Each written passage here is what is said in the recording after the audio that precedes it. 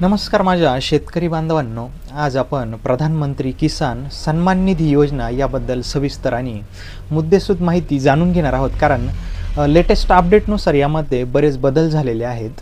ही योजना शेतकऱ्यांच्या आर्थिक स्थिरतेसाठी एक वरदान ठरली आहे. पण ही योजना नेमकी कधी सुरू झाली, कोणाला लाभ मिळतो, कोणाला लाभ मिळणार आणि कोणाला मिळणार नाही, कोण अपात्र आहे आणि 2025 मधील नवीन अपडेट्स काय आहेत, चला तर हे सगळं अगदी सोप्या पद्धतीने आपण समजून घेऊ. प्रधानमंत्री किसान सन्मान निधी योजनेची घोषणा ही 1 फेब्रुवारी 2019 रोजी केंद्रीय अर्थमंत्री पियुष गोयल यांनी अंतरिम केंद्रीय बजेटमध्ये केली होती.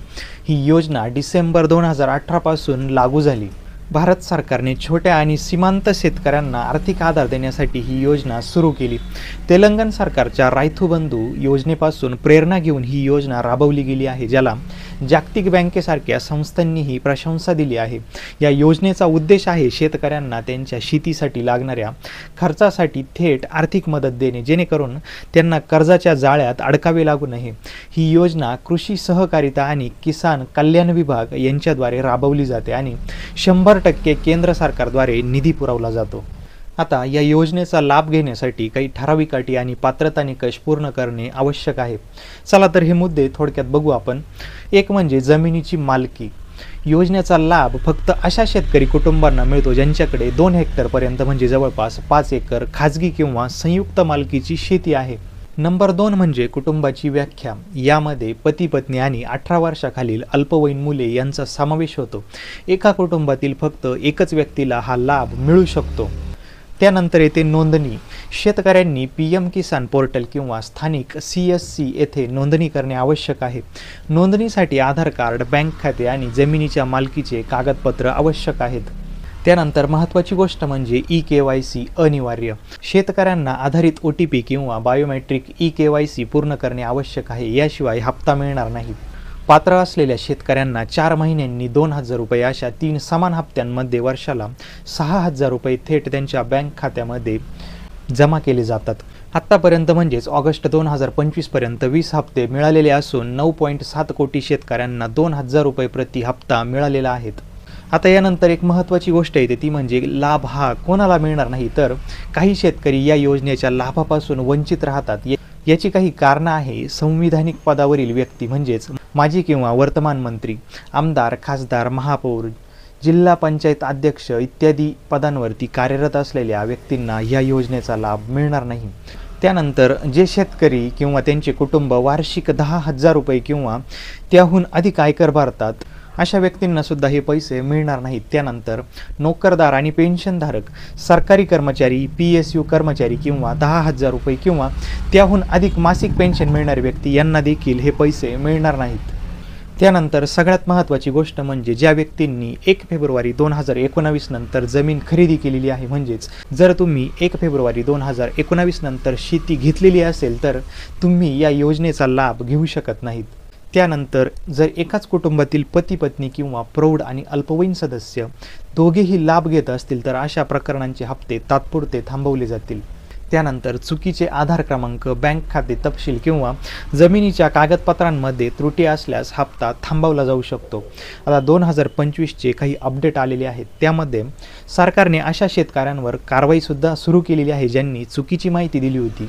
आत्तापर्यंत 416 कोटी रुपये अपात्र शेतकऱ्यांकडून वसूल केले गेले आहेत.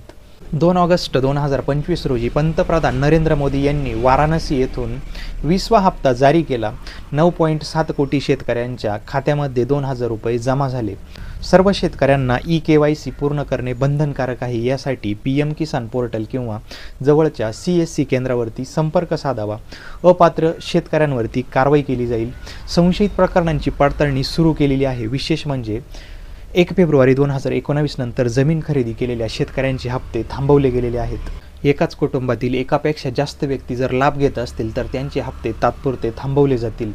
आता जे कोणी लाभार्थी असतील त्यांना जर आपले नाव चेक करायचं असेल त्या यादीमध्ये, तर शेतकरी pmkisan.gov.in वरती जाऊन फार्मर्स कॉर्नरमधून आपला स्टेटस आणि लाभार्थी सूची तपासू शकतात.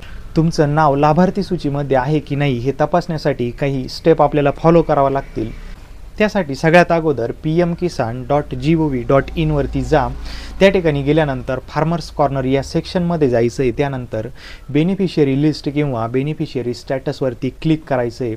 त्यानंतर तुमचे राज्य, त्यानंतर तुमचा जिल्हा, तालुका आणि गाव निवडायचं आहे. तुमचा आधार क्रमांक किंवा बँक खाते क्रमांक टाकायचा आणि स्टेटस तपासायचं आहे. जर तुमचे नाव सूचीमध्ये नसेल किंवा हप्ता थांबला असेल तर स्थानिक CSC केंद्र किंवा किसान ई-मित्र चॅटबॉटद्वारे संपर्क साधायचा आहे.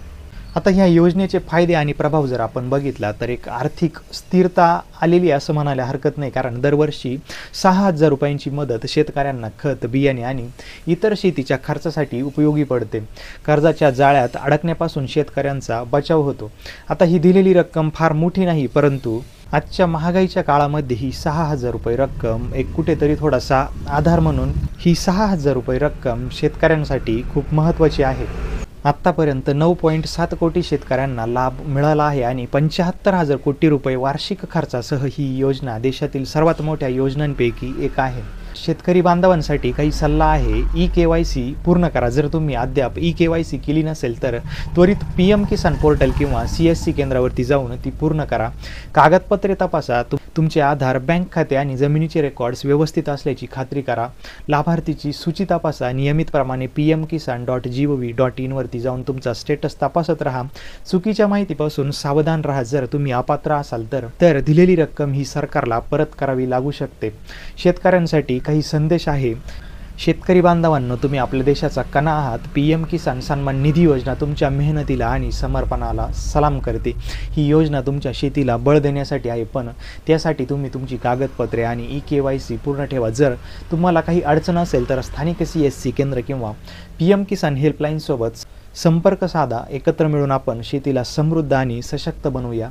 या व्हिडिओमध्ये दिलेली माहिती जर का तुम्हाला आवडली असेल तर व्हिडिओला लाईक करा आणि आपल्या चॅनलवर जर तुम्ही नवीन असाल तर चॅनलला सबस्क्राईब करा. भेटू पुढच्या एका नवीन भागात. जय हिंद, जय महाराष्ट्र.